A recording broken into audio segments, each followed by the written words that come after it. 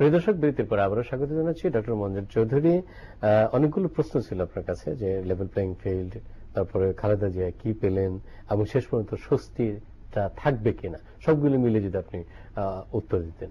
সংক্ষেপে যেটা বলা যায় যে স্বস্তি ফিরে এসেছে, কিন্তু এই স্বস্তি কি পার্মানেন্ট স্থায়ী স্বস্তি সেটা হয়তো বলা যাবে না। কারণ আমাদের যে রাজনৈতিক ব্যাধি তার অনেক গভীরে পতিত। সেখানে রয়ে গেছে অবিশ্বাস, সেখানে রয়ে গেছে প্রবঞ্চনা, সেখানে রাজনীতির ভিতরে দুর্বৃত্তায়ন ঘটেছে, দুর্নীতি ঢুকে পড়েছে। সুতরাং এই সমস্যা যে হঠাৎ আদর্শিক দ্বন্দ্ব আছে, আদর্শিক দ্বন্দ্ব তো আছেই, তার সাথেও স্বার্থের দ্বন্দ্ব প্রকট হয়ে দেখা দিচ্ছে। এই দুই দলের ভিতরেই এইসব ব্যাপার ঘটতেছে। সুতরাং এটা যে হঠাৎ করে এই 2-1 মাসের মধ্যে এই সমস্যার সমাধান হবে তা না, আমাদেরকে অনেক দূর যেতে হবে। আমাদেরকে এই যে সিটি কর্পোরেশন নির্বাচন হচ্ছে, আমি মনে করি একটা পজিটিভ স্টেপ। মেয়রদের যত কম ক্ষমতাই থাকুক না কেন, তারপরেও তো সে জনগণের প্রতিনিধি, কিছু হলেও তো সে যে মেট্রোপলিটন গভর্নমেন্টের কথা অন্যান্য দেশে, যেমন আটলান্টা বলেন, নিউ ইয়র্ক বলেন, লন্ডন বলেন, পৃথিবীর বড় বড় সিটিতে, সেখানে মেয়রের আন্ডারেই থাকে police, fire department, housing, everything.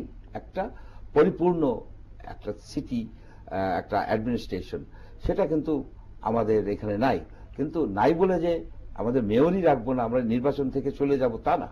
আমাদের এখান থেকে ধীরে ধীরে ধীরে ধীরে এই যে মেট্রোপলিটন গভর্নমেন্টের কনসেপ্ট, প্রয়াত মেয়র হানিফ যেটা শুরু করেছিলেন, পরে মেয়র খোকাও এটা কথা বলেছেন, এবং মেয়র মহিউদ্দিনও বলেছেন যে মেট্রোপলিটন কনসেপ্ট, সে কনসেপ্ট তারা নিজেদের অভিজ্ঞতা থেকে বুঝেছেন যে এইভাবে খণ্ড বিখণ্ড অবস্থায় কোন নগর, তিলোত্তমা কেন, কোন ফাংশনাল সমন্বিত একটি প্রশাসনিক ব্যবস্থা সেখানে থাকতে হবে। আমরা একটি সুষ্ঠু নির্বাচন চাই এবং নির্বাচনের মাধ্যমে জনপ্রতিনিধিরা তারা ক্ষমতা পাক সেটি চাচ্ছি, এবং একটি স্বস্তি ফিরে আসুক সেটি আমাদের প্রত্যাশা। আমরা ভিন্ন একটা প্রসঙ্গে যেতেছি, যেটা আপনি জানেন যে নারায়ণগঞ্জে বহুল আলোচিত 7 খুন মামলার অবশেষে চার্জশিট দেওয়া হলো, এবং সেখানে 35 জনকে র্যাবের সামরিক বাহিনীর 3 কর্মকর্তা সহ 35 জনকে অভিযুক্ত করা হয়েছে। আপনি এই বিষয়টি কিভাবে দেখছেন? এখানে এটা যে তাদের বিরুদ্ধে চার্জশিট দেওয়া হয়েছে বা অভিযুক্ত করা হয়েছে, নিঃসন্দেহে এটা একটা ভালো দিক, একটা ভালো একটা উদ্যোগ। তারপরেও আমি বলবো যে চার্জশিট দেওয়া হয়েছে বাংলাদেশ দণ্ডবিধির কোন ধারায়?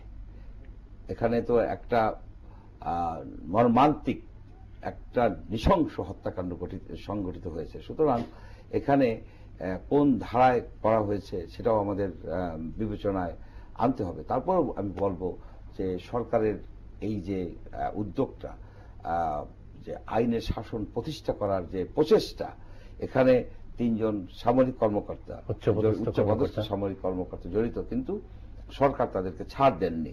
এবং এখন দেখতে হবে যে কোন ধারায় দেওয়া হয়েছে, এবং তাদেরকে চাকরিচ্যুত করা হয়েছে। এবং চাকরিচ্যুত এটা সাধারণ ব্যাপার, চাকরিচ্যুত তো অন্যান্য কারণে হতে পারে, কিন্তু এখানে টাকার বিনিময় একজন অ্যাডভোকেট বা কয়েকজন ব্যক্তিকে আমাদের এই সামরিক বাহিনীর লোকেরা হত্যা করেছে। সেটা আমার কাছে ভয়ঙ্কর একটা ব্যাপার মনে হয়। যদি এটা এ ধরনের টেন্ডেন্সি ছড়িয়ে যায়, এটাকে যদি পানিশেবল কেউ মনে না করে, তাহলে তো আরো ভয়ঙ্কর ব্যাপার। কিন্তু সরকার একটা সঠিক উদ্যোগ নিয়েছে যে তাদেরকে প্রসিকিউট করার মাধ্যমে। এখন আমাদের দেখতে হবে সঠিকভাবে এই প্রসিকিউশনটা হচ্ছে কিনা, ঠিক মতো তারা এই অপরাধের যে যথোপযুক্ত বিচার হচ্ছে, শাস্তি পাচ্ছে কিনা, সেটাকে ইনশিওর করতে হবে। জি, অনেকে কিন্তু প্রত্যাশা বা আশঙ্কা করছিল যে হয়তো বা শীর্ষ 3 কর্মকর্তা তাদেরকে বাদ রেখে এই চার্জশিটটি হতে পারে, কিন্তু তাদেরকে যুক্ত করেই সেটি শেষ মধ্যে দেওয়া হলো।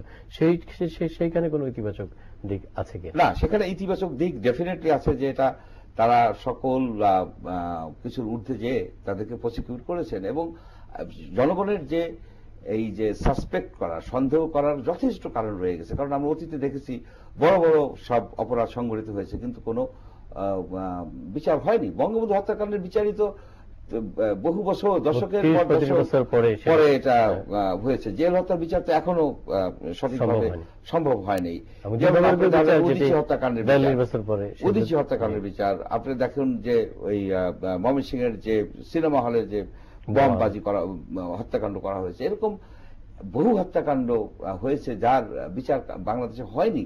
সেজন্যই জনগণ মনে করে যে এই বিচারও, এই হত্যাকাণ্ড হয়তো কোনোদিন বিচার হবে না, কিন্তু সরকার এই জিনিসটা করে কারেক্টই করছে। তবে আমি বলবো যে হত্যাকাণ্ডের কিন্তু তামাদি হয়ে যায় না, ওই যে অপরাধটা কখনোই তামাদি হয়ে যায় না যে 30 বছর পরে করা যাবে না, এটা হয় না। সেই জন্য আমি মনে করি কি যে এই যে গত 2013 সালে যে জামাত বলেন, বিএনপি বলেন, এইসব সন্ত্রাসবাদীরা যে তাণ্ডব করেছে, হাজার হাজার লোককে পঙ্গু করে দিয়েছে, মানুষ পুড়িয়ে মেরেছে, তাদের কি বিচার এই সরকার করেছে? কোথায় কোথায় তাদের, কোথায় তারা? অনেকেই জামিন নিয়ে বেরিয়ে এসেছে, কেন? এগুলিকে কিভাবে আপনি আইন শৃঙ্খলা শেষ করতে হবে? আপনি 1 মিনিটে শেষ করেন। আমি সেটা শুধু এইটুকু বলতে চাই, সুদূর প্রসারী শান্তির যদি ব্যবস্থা করতে হয়, স্বস্তির ব্যবস্থা করতে, তাহলে কি করা প্রয়োজন? সুদূর প্রসারী শান্তি মানে আমাদের যে দুইটা প্রধান রাজনৈতিক দল, তাদের মধ্যে এক ধরনের সমঝোতা হতে হবে। সমঝোতা যেন জনগণের স্বার্থের বিনিময়ে না হয়।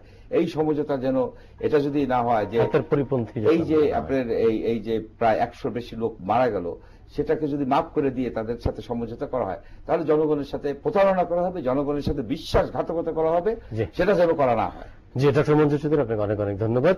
প্রিয় দর্শক, যারা অনুষ্ঠান দেখলেন তাদেরও ধন্যবাদ জানাচ্ছি। আগামীকাল একই সময় আবার দেখা হবে সেই প্রত্যাশা থেকে শেষ করছি। আপনারা ভালো থাকুন, সুন্দর থাকুন এবং নিরাপদে থাকুন।